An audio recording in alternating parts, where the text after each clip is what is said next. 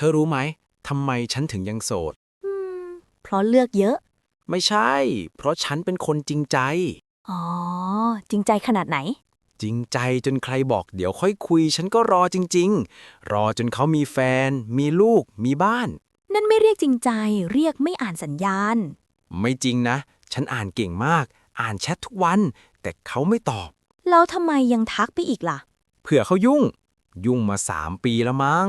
แล้วเธอเคยคิดไหมว่าปัญหาอาจไม่ใช่เขางั้นเป็นใคร เป็นเธอที่ชอบเอาหัวใจไปฝากกับคนที่ฝากได้แค่ซีนแรงนะ แต่จริง งั้นถามหน่อย ถ้าวันหนึ่งมีคนมาชอบฉันจริงๆ ฉันจะรู้ได้ยังไง ง่ายมากเขาจะไม่ทำให้เธอต้องนั่งเดาไม่หายไม่เงียบไม่ปล่อยให้คิดไปเอง อ๋อ งั้นที่ผ่านมา ใช่ เธอไม่ได้โสดเพราะไม่มีใครเอา